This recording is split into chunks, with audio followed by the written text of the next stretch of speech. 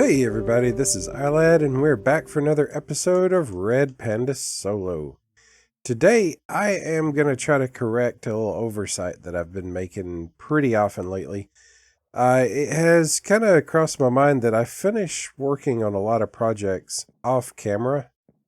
Like I'll build something, I'll get it like 90%, and then I'll be like, yeah, I'll fix that later. And then I don't think I ever actually come back and show the finished product later. I can't remember what all I've covered and what I haven't, so I'm just going to sort of give you all a little base tour, I guess, basically. So I started the series here in what I call Hive House because there's like 20 million beehives around.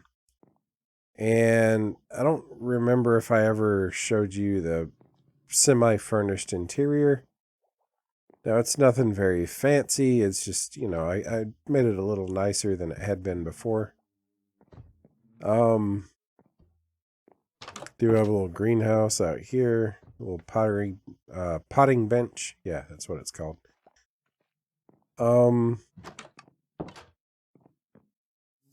Yeah, little kitchen. Not really much to show off there. Somehow an iron golem spawned in my garden, so crops have been getting trampled pretty frequently. Not sure how that happened, but I'm not really using the garden anyway, so I don't care. I'm pretty sure you've seen this guy on camera. This house is probably going to get torn down at some point in the near future. Oh, sorry. Had I not told you that? He's looking at me like, wait, what? All right. Let's see. Got a little. I don't think I ever showed the rabbit hutch. Got a little rabbit hutch over here. I probably never put that on camera. Little carrot garden so I can breed them easily. This is just a little place where I've been growing nether fungus type stuff. I did the whole hillside in moss and azalea and whatnot, which I think looks really nice. Especially around here on the front. I'm pretty sure y'all have seen my honey farm before. It's not a honey farm. It's a honeycomb farm. Yeah. Which I need to clean out. Hot air balloon is old news. You know, there's an iron farm up in there. The anchor is old news. That's my nether portal up in the top loop. Yeah. So far, so good. I believe you've seen my wool farm before. I'll spin over there real quick to show that to you, just in case. This goes down through the slime farm. I briefly had a snow golem here. I actually don't know what happened to him, but anyway, that was the snow farm. I'll come back to that here in a bit. And this too. But yeah, here's the wool farm. Currently not operational because I have so much wool. I'm never going to use all the wool I've already collected. It's ridiculous.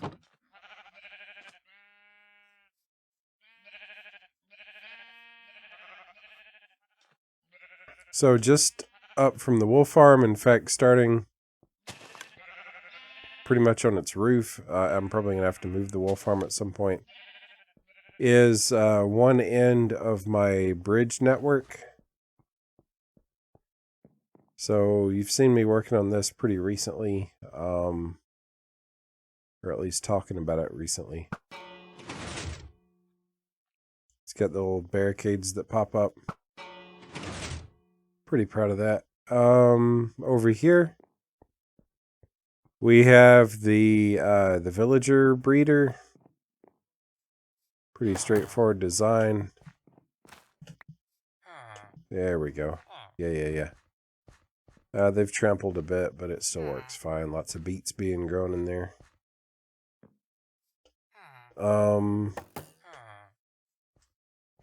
Little airlock style entry to it. Well, not quite an airlock, but like I can crawl into it if I need to get in for any reason. And we call that the Immigration and Naturalization Office because it's where new citizens come from, right? Here's the underside of that bridge we were just on a second ago. This kind of links up with the whole network.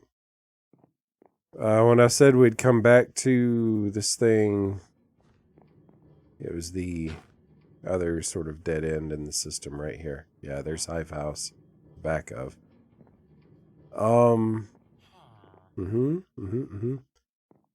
Recently exploring with my 5-year-old daughter, we discovered Mushroom Island, so I now have mycelium, which is pretty awesome. I don't know yet what I'm going to do with it, but I'm glad to have it. I did not bring back a mushroom, sadly, but you know. So that tower right there controls these. Let me tell you, building these bridges on a diagonal was that was interesting, as diagonals always are. Oh, I need to break that minecart, but that's the output end of the villager breeder. This tower here controls the barricades on this little stretch. That connects up with the bit up here. Oh, yeah. I forgot to show. These steps go down to the simple hopper and barrel. The hopper is placed underneath the farmer villager's compost bin. So I get free bone meal. Heading over this way. You've seen the market lately. You have not seen the fence that I put up around it. This is to keep mostly ravagers from getting close enough to actually attack the villagers through the wall. I don't really know if they can do that, but I didn't want to take any chances on it. I have lost villagers that the ravagers could not path to before. So, I just wanted to be sure. Got three of these little guys in here. Axolotls, yeah. Yep, 6 librarians. 2 butchers, 2 leather workers. A couple of farmers. A couple of stone cutters, including one with dripstone block.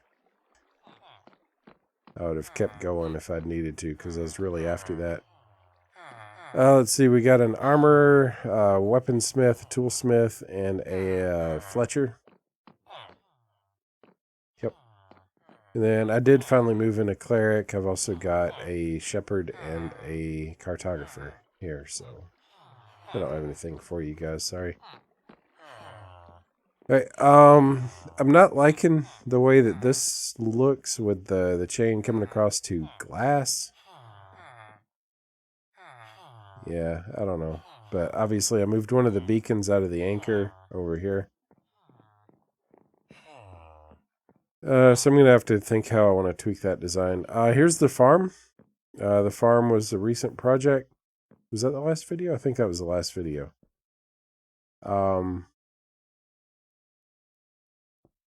farmer does not actually do that much work. Like the big space right there where you see crops growing in, I harvested that. He tends to only harvest in this area right here, real close to his composter.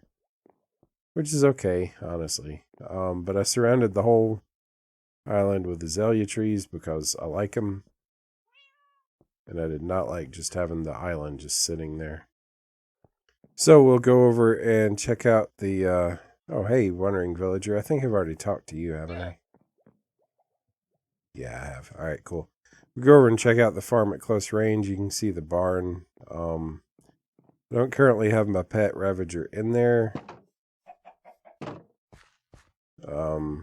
Still making sure that all the redstone rail controller is going to work properly, but yeah, here's this guy. There's still a lot of cosmetic work I want to do around the farm. Like I want to put in like a wagon and a well and stuff like that. Like functionally it's where I want it, but yeah.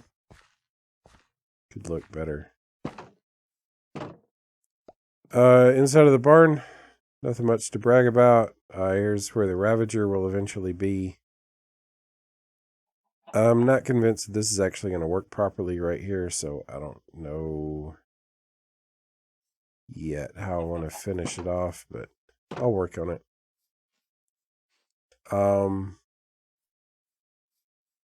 Let's see, I wrapped part of the underpinnings of the barn in azalea leaves. And I think it looks okay. I'll probably go back and rework some of it. Oh, I don't need this rail. This is just how I brought in the Ravager originally. And then I disguised his little pit down there in azalea trees and undergrowth and stuff. Is it beautiful? No. Is it better than just having a big, ugly hole in the ground? Yes. So, you know, it is what it is.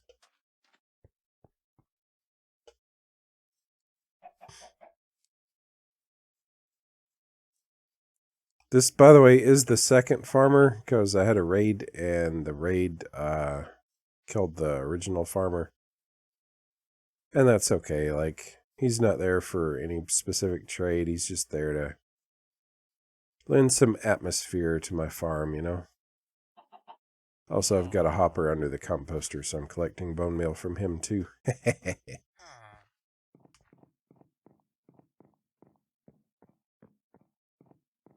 Alright, here's the last watchtower, which is actually the first watchtower, or alarm tower, I suppose.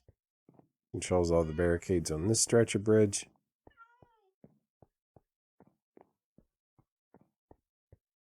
Oh yeah, here's something I don't know if I've ever shown on camera. So under this little bit of the seawall, I built an armory. Sorry, I thought I saw something. So you can hear a minecart rolling. That dips down into the mob farm, which I'll show in a second, and brings back all these wonderful goodies. And it goes a little faster than I'd like, and it doesn't have a real unload feature under or over most of these chests. So some stuff does get dumped here in the end, and some of it, holy crap.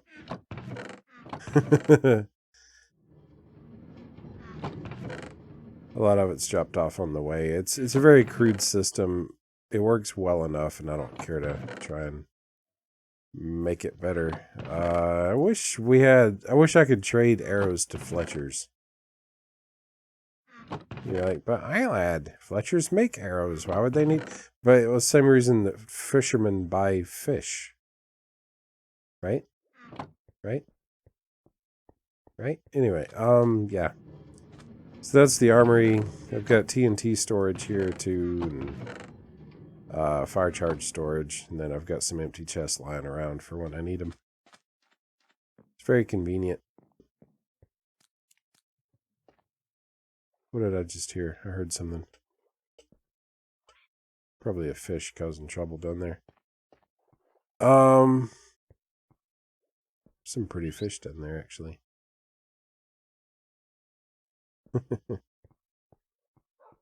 Alright, so over here in the warehouse is probably not too different from the last time you saw it. The vines are temporary, and really they need to go. You know, all those bridges take a lot of mossy cobble and mossy brick, and now I can actually do those with moss blocks, so at some point I'll tear down the vines. I turn this upper storage solution into sorting my nether stuff. Yeah, so it's convenient. Do have a little office back here where I can sleep. And then these are like standard stone types from the overworld. Alright, let's see. What do we got next? Stable is mostly the way you remember it from when I did that. I don't know if I ever showed off the crazy amount of like freight that I dropped off on this dock pier thing. Some of this is going to get moved once I add some sailing ships out on the big pier out that away. I'll move some of the freight looking stuff out there. Got a little, and I tore out some of this, and I need to replace it. This is supposed to be a symmetrical entrance. But this is a farrier. It's made to look like he serves the horses by putting horseshoes and whatnot on them. But really, it's just a convenient place on my base for all this stuff. This is just to catch the stuff out of the furnace. Yeah. For the longest time, I had one of these captured pillagers in it. And then a raid spawned too close to them, and they were picked up as part of the raid wave. So I had to move them out here. But originally, I think it was either Iggy or Lenny was actually in charge of the farrier's office. Ignore this. This is just me learning about how fast the stalactites grow, which is not fast. And getting my free lava.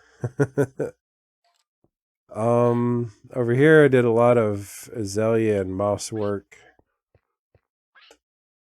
I think it looks so nice, right? Like, I would leave the steeper, more cliffy places as dirt. But I really like the way that the hillsides look when they're all green. It's really cool. I've probably shown the interior of the Castaway Inn, but I can't remember, so I know there's some changes I haven't shown yet. Dining area, lots of bedrooms, back balcony. This is the old map before I did the seawall expansion, so like you see where we are right here. Obviously, you know, this before I built the inn. Or any of the seawall, the warehouse, the stables, any of that.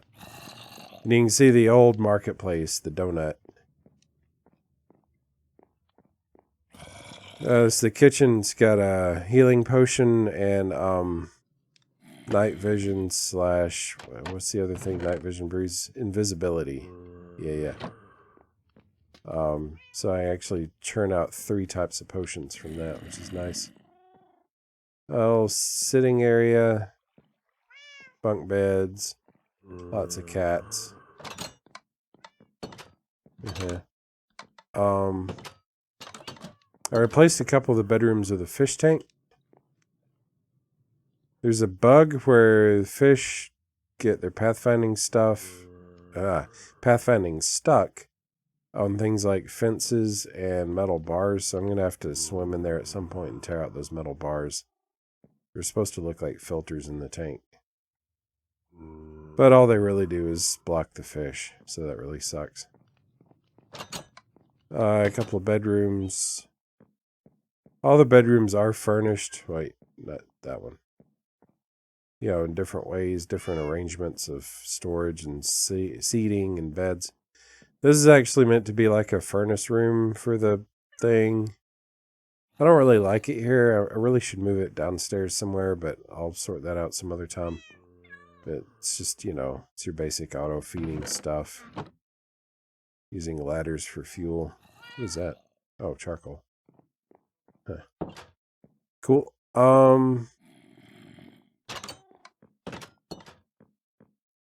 Yep. I like it. Is it my best build ever? No. But is it kind of cozy? Yeah, it is. Hey, Freddy. And again, Freddy's just a temp worker. I'm eventually going to have somebody else behind the front desk there. It's good to watch the sunset from, though.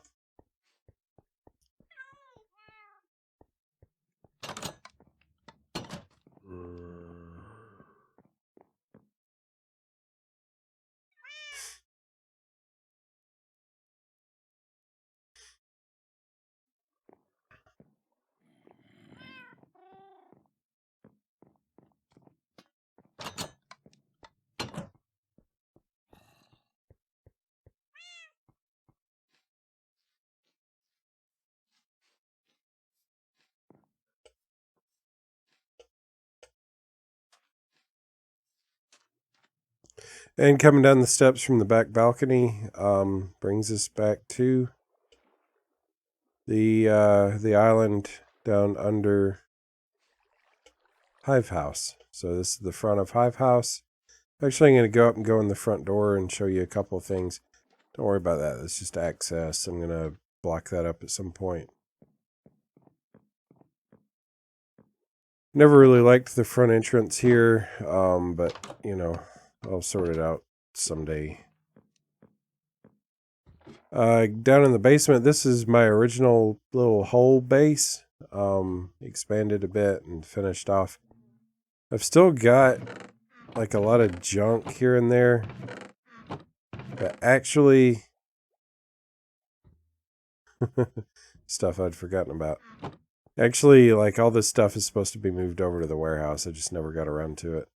Here's the other fish tank that I have. No fences or metal bars in here for the fish to get stuck on, so they're a lot happier. Used to have a puffer fish in here, but he inflated too close to the ceiling and suffocated, so that sucked. Don't mind all this trash. Oh yeah, this used to be where an automatic composter fed. This used to be an auto fisher, which is not there anymore. Watermelon farm, full up. No surprise. Pumpkin farm, also full. Used to be an auto farm here for sugarcane. I bet this one's not even operating anymore. Periodically, you got to break those off. It's a little frustrating. I don't know where that egg came from either. Cactus farm currently is just feeding an auto composter up on the surface. Another wort farm. Sugarcane farm. Not quite full up. Oh, because I ripped out all the... Okay, cool. Good to know, good to know. And then from there, it's just a staircase down to a bunch of caves. Nothing to see there. I rarely come down this way. Most often, I just drop down right here. I've got a new bamboo farm up there, which makes sticks that I trade to this dude for emeralds. I've got a pretty epic sugarcane farm. Bunch of different rooms for it. Never finished those last two. And that does a fine job of filling this up with the auto unloader. There you are. And I trade the paper from that to this guy for emeralds. This is also my enchanting room, so we'll go in. Pretty basic. Not a lot going on. Yep. Mines. Mostly doing branch mining. This part is completely mined out because I was in desperate need of cobble. Yeah. Let's see. Nothing down that way. Going around this way. We have the slime farm heading up that way.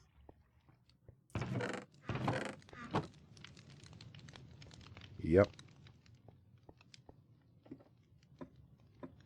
Let's see, I'll go up another couple of levels. Every level of this pretty much opens onto this shaft here. In theory, the slimes are attracted to the iron golems. In reality, it works well enough. I don't know if it works flawlessly, but then they fall onto the campfires, which are on top of hoppers. Pretty straightforward. Over this way, zombie farm, which I never ever use anymore. There's an abandoned mine shaft. Down that way is a cave spider farm, which I rarely use. So, there's all that. Not going to bother taking you into the nether. There's really no point to it. I've just got an iron farm. Not an iron farm, a gold farm up on the nether ceiling. And nothing really else to see anywhere, so yeah. And then the path back up. Aha. So that is my current base. I'm trying to think if there's anything worthwhile that I missed. I don't much think there is. But I've got a ton of plans for expansion. There's some Enderman damage there.